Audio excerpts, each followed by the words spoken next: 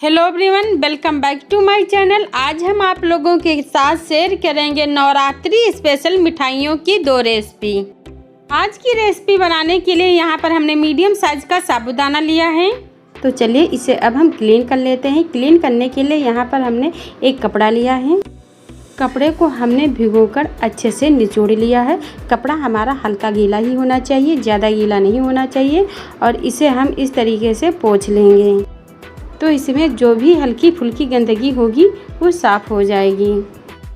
साबूदाने को हमने अच्छे से साफ़ कर लिया है। इसे अब हम भूनेंगे। इसे भूनने के लिए हमने यहाँ पर गैस के ऊपर एक कढ़ाई रख दिया है। अब साबूदाने को इसमें डाल देते हैं और लो टू मीडियम पर इसे चलाते हुए अच्छे से भून लेंगे।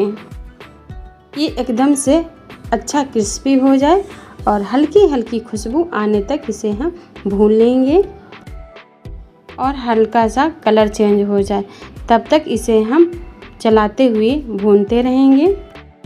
इसे पीसने से पहले हल्का सा भून लें तो इसका पाउडर बहुत ही अच्छा बनकर तैयार होता है, एकदम से बारीक बारीक। और पाउडर बनाने में कोई भी दिक्कत नहीं आती है, तो इसे हमें भून कर ही लेना चाहिए।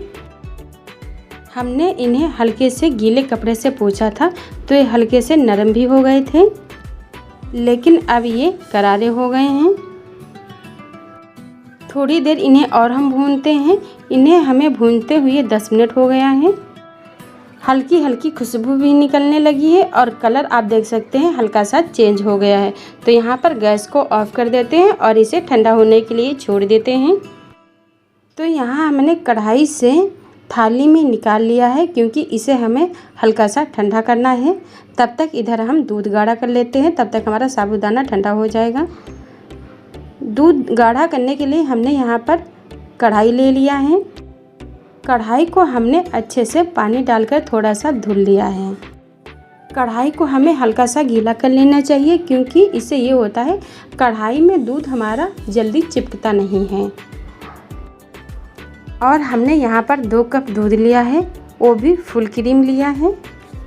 अब इसे हम चलाते हुए एक उबाल आने तक पका लेंगे। फ्लेम यहाँ पर हमारा हाई है और आप देख सकते हैं एक उबाला आ गया है।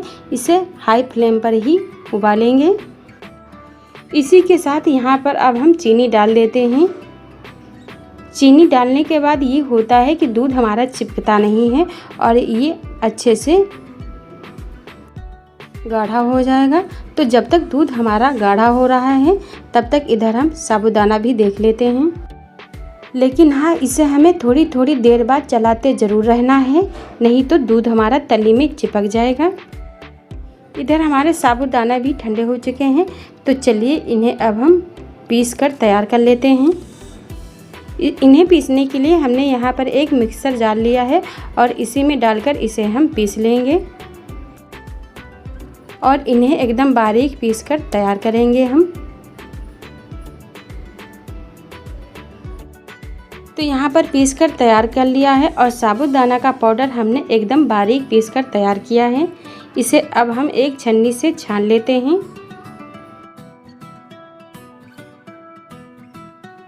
यहाँ पर इसे हमने छान कर तैयार कर लिया है। पाउडर हमारा बहुत ही अच्छा बारीक बनकर तैयार हुआ है।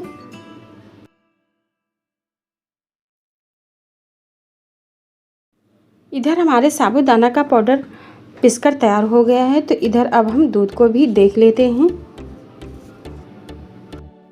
उबाल आने के बाद इसे हमने 10 मिनट और पका लिया है। दूध हमारे पहले से काफ़ी गाढ़ा हो गया है। थोड़ी थोड़ी देर बाद इसे मैं चलाती रही हूँ। हमने इसे 10 मिनट और पका लिया है, यानी कि उबाल आने के बाद इसे हमने टोटल 20 मिनट तक पकाया हुआ है। और देखिए कितना गाढ़ा हो गया है। इसे हम तेज़ फ्लेम पर ही पका रहे हैं और थोड़ी थोड़ी देर बाद चलाते रहे हैं।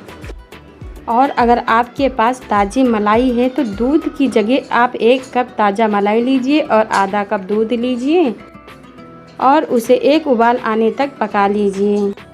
बाकी इसे आगे इसी तरीके से बनाना है।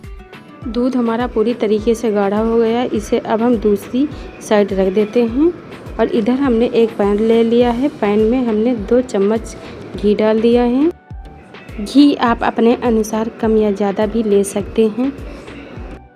तो घी हमारा मेल्ट हो गया है, तो इसमें अब हम डालेंगे पाउडर जो अभी हमने बनाया था, वो इस घी में डाल देते हैं।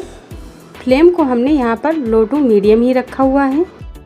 हमने साबूदाने को पहले ही भून लिया था, तो आटा हमारा भुना हुआ ही है, लेकिन थोड़ा सा इसे और हम भूनेंगे। और इसी में थोड़े से हम ड्राई फ्रूट डाल लेते हैं। हमने यहाँ पर 1 चम्मच बादाम का कतरन लिया है और 1 चम्मच पिस्ता कतरन, इसे भी इसी के साथ भून लेते हैं। ये भी अच्छे से क्रिस्पी हो जाएंगे। यहाँ पर ड्राई फ्रूट आप अपने मनपसंद से डाल सकते हैं या फिर इन्हें स्किप भी कर सकते हैं। इसे हमने 5 मिनट लो फ्लेम पर अच्छे से भून लिया है। इसमें से हल्की सी महक भी आ रही है, तो इसमें जो हमने दूध अभी गाढ़ा करके रखा हुआ था इसमें डाल देंगे। अब इसे हम धीमी आंच पर अच्छे से लगातार मिक्स कर लेंगे और इसे थोड़ा सा पका लेंगे।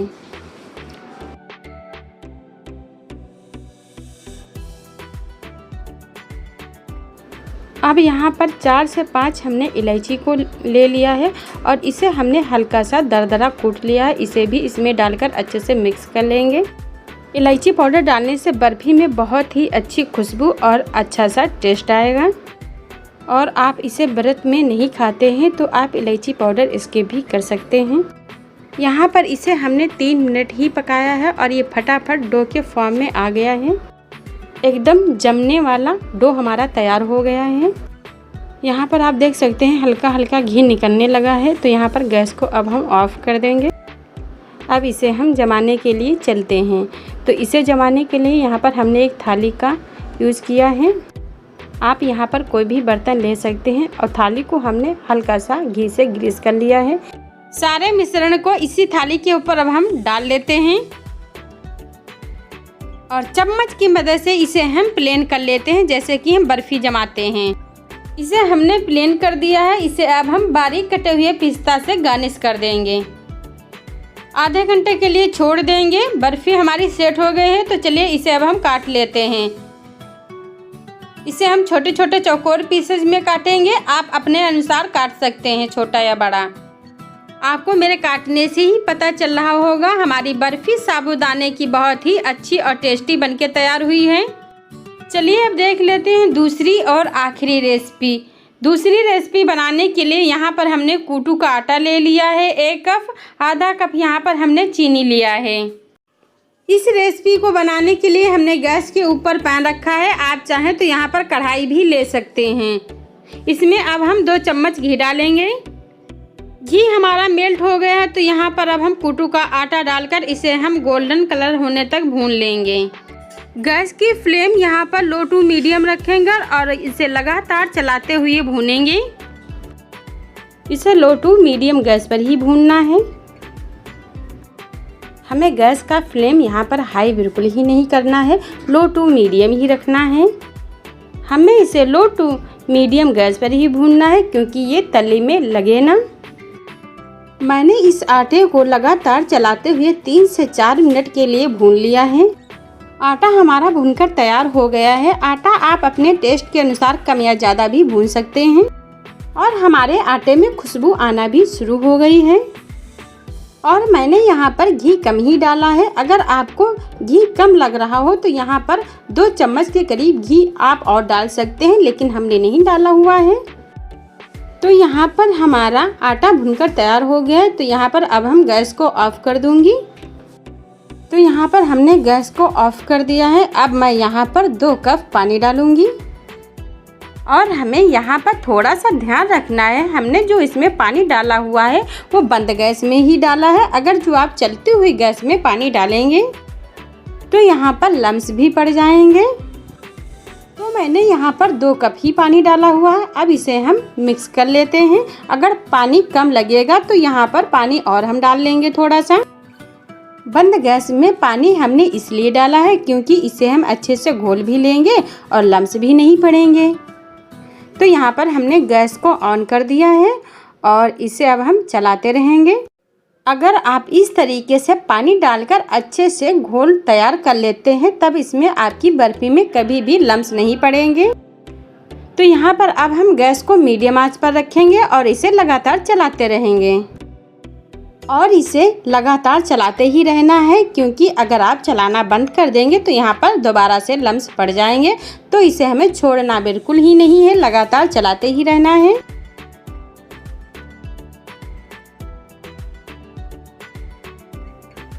तो यहाँ पर हमने इसे लगातार चलाते हुए गाढ़ा कर लिया है। तो बैटर हमारा गाढ़ा हो गया। यहाँ पर अब हम चीनी डाल लेते हैं और चीनी डालकर इसके अंदर अच्छे से हम मिला देंगे। इसमें आपको एक ही चीज़ का ध्यान रखना है, इसे आप लगातार चलाते हुए ही पकाएं। अब गैस को यहाँ पर हमने लो टू मीडियम कर दिया है और इसे लगातार नीचे तक चलाते हुए पकाना है, जिससे कि ये तली में चिपके ना। अब यहाँ पर हम इलायची पाउडर डाल लेते हैं। तो यहाँ पर 2 इलायची को हमने दरदरा कूट कर डाल लिया है। अगर आप व्रत में इलायची नहीं खाते हैं तो इसे स्किप भी कर सकते हैं। और इसे जब तक पकाना है जब तक कि ये तली ना छोड़ने लगे।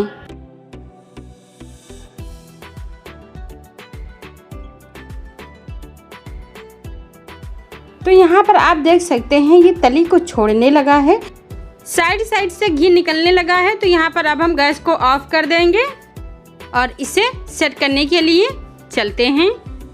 इसे सेट करने के लिए हमने यहाँ पर एक थाली लिया है, आप कोई भी बर्तन ले सकते हैं। या है आप यहाँ पर कुछ भी जमाने के लिए कोई भी बर्तन ले सकते हैं। हमने थाली में घी लगा लिया है, इसे अब हम इसी के ऊपर डाल देंगे। अब हम इसको मोटा मोटा फैला लेती हूँ थाली के ऊपर। मिठाई आप अपने अनुसार पतला या मोटा जमा सकते हैं, लेकिन हमने इसे हल्का सा मोटा ही रखा हुआ है। अब इसे हम ऊपर से चिकना कर देते हैं एक जैसा। तो यहाँ पर आप देख सकते हैं हमने इसे अच्छे से चिकना कर दिया है। अब हमने बर्फ़ी को एक जैसा कर दिया है। तो यहाँ पर अब हम कुछ ड्राई फ्रूट्स डाल लेते हैं। बर्फ़ी में ड्राई फ्रूट आप अपने टेस्ट के अनुसार डाल सकते हैं, कम या ज़्यादा भी कर सकते हैं, या फिर आप ऐसे ही बना सकते हैं। ये खाने में बहुत ही टेस्टी लगती है। और यहाँ पर हमने थोड़ा सा कटा हुआ, इसे हमने 2 घंटे के लिए छोड़ दिया था। बर्फ़ी हमारी सेट हो गई है। तो चलिए इसे अब हम काट लेते हैं। रेसिपीज हमारी अच्छी लगी हो तो इसे लाइक करना, ज़्यादा से ज़्यादा शेयर करना, हमारे चैनल को सब्सक्राइब जरूर करना।